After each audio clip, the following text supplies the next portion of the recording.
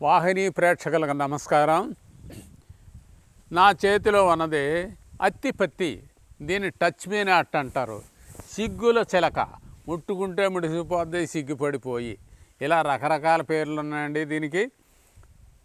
ఈ ఆకులు మెత్తగా నూరి చూడండి, ఆముదంలో కొంచెం వేడి చేసి వృషణాల వాపు అంటే ఏంటనమాట, హైడ్రోసెల్ అనే వ్యాధి అద్భుతంగా తగ్గించేస్తుంది. దానికి లాగి కట్టాలి, కిందకి జారకుండా లాగి కడుతూ ఉంటే బాగా తగ్గుతుంది. దీనిలో ఈ ఆకులు బెల్లం కలిపి మెత్తగా నూరి రోజు ఇంతంత ఉండలు తింటూ ఉంటే విరోచన కోశంలో ఉన్నటువంటి వ్యాధులతో పాటు మూల వ్యాధి పీలకలు కూడా శుభ్రంగా రాలిపోతాయి. ఎంత అద్భుతమైందో చూడండి. ఈ ఏళ్ళుని శుభ్రంగా కడిగి నోట్లో పెట్టి ప్రతిరోజు రాత్రిపూట తెల్లవారే వరకు ఉంచుకుంటే 3 రోజుల్లో అసలు జ్వరం తగ్గడం లేదండి, అత్తమానం రావడం కాదు, అసలు వచ్చిన జ్వరమే తగ్గడం లేదని చెప్పి డాక్టర్ చేతులు ఎత్తేసి వీడికి జ్వరం తగ్గదు, అవుట్, ఇంకెళ్ళిపోతాడు, స్వర్గంలోకంలోకి ద్వారం తెరిచే ఉంది అని చెప్పేట పద్ధతులు ఉన్నాయి చూసారా. అవన్నీ అబద్ధం చేస్తూ శుభ్రంగా 3 రోజుల్లో తగ్గిపోతుంది ఈ ఏరుని అలా వాడుకున్నట్లయితే. ఇక ఎర్రట పువ్వులు ఉన్నాయి చూసారా, కామ పిచాచి అండి. పిచాచి అని అంటున్నాం కానీ పిచాచి కాదు. కామం లేకపోతే తల్లిదండ్రులకు ఆ కామం ద్వారానే బిడ్డలు ఉత్పత్తి అవుతారు, పుడతారు. అంచేత అది సహజం. ఇవి 5-6 పువ్వులు తీసి పాలల్లో మరిగించి కాస్త తేనె వేసుకు తాగుతూ ఉంటే ఎరక్షన్స్ చాలా బాగుంటాయి.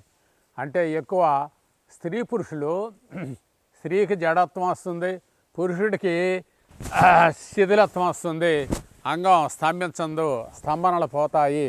కాబట్టి ఈ వ్యాధులు ఎందుకు వస్తున్నాయంటే ఎక్కువ షుగర్ మందులు, బీపీ మందులు వాడేటటువంటి వారికి వస్తూ ఉన్నాయి.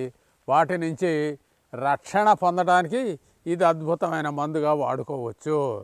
అంగస్తంభనలు బాగుంటాయని తెలియజేస్తూ స్త్రీకు కూడా భర్తను కలవాలనేటటువంటి లక్షణాన్ని కలిగిస్తుంది, జడత్వాన్ని వదిలిస్తుంది అని చెప్పి ఏంటంటే ఎక్కడికక్కడ స్థానికులు దాన్ని చంపేసి బొగ్గులు చేసి బయటకు అమ్మేసి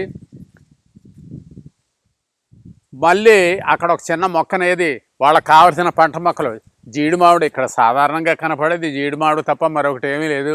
ఇలాంటివి చేస్తూ ఉన్నారు. ఎక్కడ ఏం చేస్తున్నారో అక్కడ నాశనం చేస్తున్నారు. మళ్ళీ ఏదో పెంచాలని తాపత్రయపడుతున్నారు. ప్రభుత్వం చెప్పిందనో ఇంకోటనో వాళ్ళకి కావాల్సిందనో చెప్పి చంపడం ఎందుకు, మళ్ళీ పెంచడం ఎందుకు ఆలోచించాల్సినటువంటి విషయం. ఇప్పుడు ఇటువంటి వెనక మేము ఏం చేసామంటే బండి సట్రాలు చేసుకునే వాళ్ళం. వీటిని బండికి మోకులు, అదే కాడి అంటామండి, బండి కాడి, తొట్టిగాళ్ళలో ఇలా రకరకాల బండి సామానుగా చేసుకునేవాళ్ళం. ఇప్పుడు ఇవి ఏం జరుగుతున్నాయంటే గుమ్మాలుగాను కిటికీలకి కావలసిన కలపగాను తయారు చేయటానికి ఈ అడవుల్లో ఉన్నటువంటి చెట్లన్నింటినీ తీసివేసి హైదరాబాద్ నుంచి ఇటు విశాఖపట్నం వరకు ఎక్కడికెక్కడికి ఎవరికి అనుకూలంగా ఉంటే వారికి వెళ్ళిపోతున్నాయండి. అందుచేత ప్రోత్సాహం చేసేది కూడా పెద్ద వ్యాపారులే. ఇక్కడ ఒక విధంగా ఫారెస్ట్ మాఫియా ఉంటుంది. ఇక్కడ ప్రతి చోట కూడా ఫారెస్ట్ మాఫియా వాళ్ళు ప్రతి చెట్టును చంపడం నాకు చాలా బాధగా ఉంటుంది ఒక్కోసారి. ఎలా అంటే ఒకసారి నేను ఒక అడవిలోకి వెళ్ళినప్పుడు మోకు తిరగన మాను అంటారు సాధారణంగా. ఆ మోకు తిరగన మాను చూశాను. వాళ్ళు ఏం చేశారంటే అక్కడ ఎర్ర చిత్రమూలం ఉందండి. ఎర్ర చిత్రమూలం వెనక ఋషీశ్వరులు బంగారం తయారు చేయడానికి వాడుకునేవారు ఎర్ర చిత్రమూలాన్ని. చరిత్రలో చాలా ఆధారాలు ఉన్నాయి. అటువంటి ఎర్ర చిత్రమూలం చాలా ఉందండి. ఎర్ర చిత్రమూలం అంటే అద్భుతం అన్నమాట. ఈ క్రమాన్ని పురస్కరించుకొని మీకు వ్యాధిని ఎంత సులభంగా తగ్గించుకోవచ్చు, మన కంటి ఎదుట కనపడేటటువంటి చెట్లు మొక్కల ద్వారా ఎంత సులభంగా తగ్గించుకోవచ్చు అనేది చెప్పడమే నా ముఖ్యమైన ఉద్దేశం. ఇది గిరిజన మూలికా వైద్య సంప్రదాయం మాత్రమే. ఇక్కడ మీకు పక్కనే ఉన్నాయి జిల్లేడు చెట్లు ఉన్నాయి. జిల్లేడు చెట్లు మీరు తెలియని వారు లేరు. జిల్లేడు చెట్టు అనేది ప్రతి చోట కనపడది. అది శివుడికి ఇష్టమైనటువంటి పూజా పుష్పాలను ఇస్తుంది. దీనిలో 4 జాతులు ఉన్నాయి.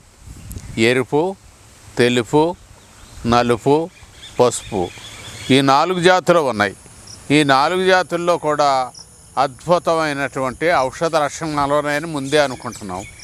కాస్త పువ్వుల్ని తీసుకుని నూరి మడాలకు కట్టుకుని పడుకుంటే మడిమల నొప్పి తగ్గిపోతుంది. చాలామంది మడాలో చాలా నొప్పిగా ఉన్నాయి, లేవగానే నేల మీద ఆనలేకపోతున్నాం అనేది. దీన్ని మన పూర్వీకులు చాలా మామూలుగా చేసుకునేవారు. దానివల్ల కష్టం ఉండేది ఏమీ కాదు. అలాగే జిల్లేడు పువ్వులు మిరియాలు గింజలు కలిపి సమంగా తీసుకుని ఆరబెట్టి మాత్రలు చేసి తింటూ ఉంటే ఎంతకాలం నుంచి ఉన్న ఉబ్బసమైనా తగ్గిపోద్ది. కాకపోతే ఒకటి గుర్తుంచుకోండి, ప్రెగ్నెంట్ అంటే గర్భిణీ స్త్రీల మట్టికి నిషేధం. ఏ రకమైనటువంటి జిల్లేడు పాలు కానీ, జిల్లేడు ఆకులు కానీ, జిల్లేడు పువ్వులు కానీ ఏదైనా నిషేధమే ప్రెగ్నెన్సీ ఉన్న వాళ్ళకి. అంచేత అది గుర్తుపెట్టుకోండి. ఆకులు అడుగునే నూగు భాగం ఉంటుంది. వెన్నపూస ఆ నూగును తీసుకుని వెన్నతో కలిపి తింటే తెల్లబట్ట తగ్గిపోతుందండి.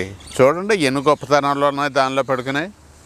ఏదైనా మనకు తెలియకుండా ఏదన్నా కుట్టిందనుకుందాం, అదేంటో తెలియదు, మంటగా ఉంది, జలగా ఉంది, ఏది గరిచినా సరే ముందు ఇమీడియట్గాను ఆ పాలు వేస్తే, జిల్లేడు పాలు వేస్తే వెంటనే విషం తగ్గుద్ది. జిల్లేడు పాలు కట్లా అంటే జిల్లేడు ఆకులండి, ఆకులు కట్టలాగా కట్టి నరికి వేడి నువ్వుల నూనెలోనూ అలా ముంచి కాపడం పెడతా ఉంటే వాపులు నొప్పులు తగ్గిపోతాయి. శరీరం మీద వచ్చే వాపులు కానీ నొప్పులు కానీ సహజంగా వచ్చి అన్నీ తగ్గిపోతాయి. ఆకులకు వేడి చేసి మోకాళ్ళు పైన వాపులు వచ్చిన నొప్పులున్నా ఆకులకు నూనె రాసి నువ్వుల నూనె వేడి చేసి కట్టాలి. అలా కట్టినట్టయితే చాలామందికి తగ్గుతాయి, ఆ నొప్పులు తగ్గుతాయి అని తెలియజేస్తూ, ఈ విధంగా జిల్లేడుని ఉపయోగించుకోండి. రూపాయి ఖర్చు లేదు మీకు ఉండేదల్లా చిన్న శ్రమ మట్టిగే. నమ్మాలి ఈ ఆకుల్లో ఎంత గొప్పతనం ఉన్నదా అంటే నిజమేమన్నది. ఆ నమ్మకంతో మీరు ఉంటారని సెలవు తీసుకుంటున్నాను. ఆయుర్వేద, గిరిజన మూలిక మరియు పారంపర వైద్యం చేసే ప్రతి ఒక్కరూ మా ఛానల్ ద్వారా మీ విద్యను ప్రజలకు తెలపాలనుకుంటే మా నంబర్కి కాల్ లేదా వాట్సాప్ చేయండి. మీ దగ్గర ఉన్న ఆయుర్వేద మరియు హెర్బల్ ప్రొడక్ట్స్లను మా ఛానల్ ద్వారా ప్రజల్లోకి తీసుకువెళ్తాం. స్క్రీన్ పై కనిపిస్తున్న నెంబర్కి కాల్ చేయండి. వీడియో కనుక మీకు నచ్చినట్లయితే లైక్ చేయండి, షేర్ చేయండి. మరిన్ని వీడియోస్ కోసం మా ఛానల్ని సబ్స్క్రైబ్ చేయండి. మీ అభిప్రాయాలు మాకు కామెంట్స్ రూపంలో చెప్పండి. మరిన్ని వీడియోస్ కోసం మా ఛానల్ని సబ్స్క్రైబ్ చేయండి.